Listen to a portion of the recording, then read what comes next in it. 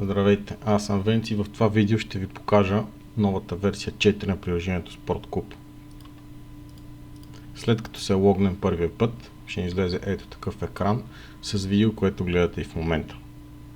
След като го изгледате или пак не, това си е ваше желание и ваш избор, просто трябва да натиснете бутона "Запознат съм", за да продължите работа с приложението. Първото наведение, което ще ви демонстрирам, е свързано с добавянето на бутон "Преглед" и "Редакция". Навсякъде, където има списъци с отделни неща, отбори, играчи, треньори, мачове, упражнения и така нататък, вече имаме бутон "Преглед" и бутон "Редакция". Чрез бутон "Преглед" може да прегледате нещата, имате възможност тук да ги редактирате. Също така можете от списъка директно да изберете елемента, който искате да редактирате и просто да нанесете корекциите. Сега да преминем към по-интересните неща. Те са най-вече в спорттехническите модули. Започваме от модул "Календар". Първото нещо, което ни прави впечатление, че се отбелязва днешния ден, както виждате, неделя 18 в сиво, за да знаем кой конкретно ден сме в момента. След това имаме изведен бутон "Създаване", откъдето може да създадете тренировка, мач и тест, без да е необходимо да ходите по бутоните и по менютата. Тук е преместен бутона "Създаване на седмичен график", като отново имаме опция за целия клуб и за отделен отбор. Тук е добавен филтър, ако искате да виждате конкретен отбор, когато са повече. Това е доста полезно за главните треньори, за ръководителите на клуба и така нататък. Нека да отидем към меню "Тренировки". Може би тук има най-много промени са направени точно в това меню. Първото нещо, което ни прави впечатление, че бутона "Създаване" вече е един, преди бяха две. Това. След като влеземе, имаме отново опцията да изберем дали тренировката да е двукратна или да бъде за всяка седмица. След като введеме данните за конкретната тренировка, избираме си отбор, стадион, дата, начален час, продължителност. След натискане на бутона "Запис" ни се появява опция да си добавим упражнение. Тук са доста от промените, които сме направили. Разделена на три части: подготвителна част, основна част и заключителна част. Това са категориите отново и може да си добавим упражнение. Ето как става.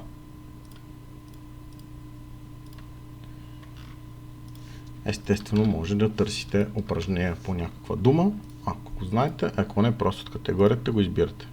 Ето, може да се разместват, може да се изтриват и така нататък. Накрая даваме "Запис". Още една важна промяна. Ще създаваме нова тренировка. Имаме възможност да използваме и така речените шаблони.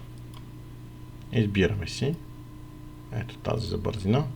Виждате, че приложението ни попълни цялата информация. Това, което трябва да направим, да кажем с кой отбор ще тренираме, на кой стадион и от колко часа. След като дадем бутона "Запис", имаме попълнена абсолютно цялата тренировка. Виждате колко по-лесно става. Къде се намират тези шаблони? Щях да пропусна. Те се намират в бутона "Шаблони", съответно може да си създавате допълнителни. Също така, ако вече сте изиграли някаква тренировка, ето тази да хванем, искате да я добавите към шаблоните си, това, което трябва да направите, да кажете "Запази като шаблон", да й зададете някакво име и да изберете за коя категория. Ето, много е просто. Сега вече тя е добавена в шаблони и може да я ползвате. Отиваме към модул "Упражнение". Всъщност тук има доста голяма промяна. Дългочакания първи в България инструмент за интерактивно създаване на упражнения наличен тук. Какво имаме? Първо имаме избор на терен. Различни варианти. Избираме подходящия, след това в ляво имаме инструментите за създаване на самата тренировка. Различни начини на бягане, дрибъл, пас и така нататък. Вие сте по-добре запознати. Може да си добавяме топки, врати различни размери, пособия, конуси, манекени, обръчи и така нататък. Имаме възможност да си добавяме естествени играчи, като по подразбиране те са разделени на два отбора: червен отбор, син отбор, и към всеки отбор има създаден треньор, вратар и 11 играча. Това, което може да правим ние, когато сме избрали даден играч, можем да сменим цвета, можем да сменим и текста, ето в случая номер му сменяме и така нататък. Имаме допълнителни възможности за чертане на различни линии, които също могат да бъдат отцветявани. Може да чертаем различни зони. Речемете, тук искаме да дефинираме някаква зона от игровото поле. И да маркираме в оранжево, да речем. Ето, това са нещата. Смятаме, че е доста лесно, ще се запознаете с него, ще имате въпроси, ще ни търсите, за да ви съдействаме. Много важно и интересно нещо около този инструмент е, че освен всички други неща, че може да си чертаете, създавате упражненията, той автоматично ви добавя всички пособия, които сте използвали при неговото чертане. Това е доста полезно, защото не е нужно да ги броите, да ги търсите и така нататък, просто той ви ги добавя. След като създадеме името и категорията, може да си направим описание естествено, даваме запис и упражнението влиза в нашия каталог. Кое е другото много интересно и важно и смятаме, че ще е полезно за вас? Всяко едно от създадените упражнения чрез нашия инструмент на SportCube има възможност да бъде редактирано. Какво значи да бъде редактирано? Ако искате да промените нещо в даденото упражнение, може да влезете и директно да го коригирате. След това, като дадете запис, то ще бъде коригирано. Тоест, не е нужно да правите цялото упражнение от начало, само за да коригирате едно нещо. Да продължим нататък. Бутон мачове. Каква е промяната тук? Основната промяна тук е, започваме отново един бутон за създаване на мачове. Преди бяха два, домакинство и гостуване, сега е създаване и вътре вече се избира домакинство и гостуване. Има леки промени визуални, но като цяло това е първата промяна.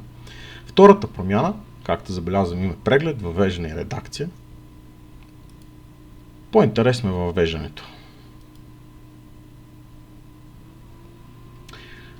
Избираме си играчите, които са присъствали по време на матча, както до сега. Това, което е различно, че вече имаме възможност да им даваме оценки. Всъщност това може да се прави на самите тренировки, пропуснах да го кажа. Аналогично е. Какво се случва тук? Ако даден играч присъства на тренировка, отбелязваме го и той получава оценка задоволително. Ако искаме, или по-скоро ако смятаме, че той се представил много добре, даваме палец нагоре. Ако смятаме, че той се представил зле, поставяме палец надолу. Накрая ще ви покажа къде се виждат всички тези данни. Също така, тук, както виждате, отбора директно е избран, не е нужно да го селектирате, но все пак имате възможност да изберете играчи от друг отбор, ако е нужно. На следващата стъпка по познатия начин може да си въведете статистиката и анализ от матча. Следващо нещо. Тестове. Тук има огромна промяна. Каква е тя? Всички тестове до сега се правеха през меню тренировки. Знаете. В момента всичко това е изнесено в отделен бутон тестове. Тоест от тук си създаваме конкретния тест, избираме с кой отбор, на кой стадион и на коя дата и колко часа ще го направим и избираме показателите. Преди излизаха автоматично всички, сега може да си избираме кои показатели ще тестваме. След като ги избереме, отново по въвеждане, познатия начин, избираме хората, въвеждаме резултата от теста. Много важно нещо, което трябва да уточним е, че всъщност всички данни, които вие сте правили до момента като тестове през тренировки, автоматично са прехвърлени в тестове, т.е. цялата информация е налична. Нека да отидем и към бутон играчи. Тук също има доста промени. На първо време виждате, че нямате бутон статистика, както казахме, вече има бутон преглед, редакция. Да отидем на преглед. Освен личните данни, които до сега ги имаше, тук вече има бутон за сваляне на членска карта. Да речем, че това е дребна промяна. Голяма промяна е, че имаме възможност да добавяме контузии. Какво значи това? Въвеждаме си името на контузията, избираме си периода, за който играч е отсъствал и добавяме в списъка. По този начин може да си ги следите.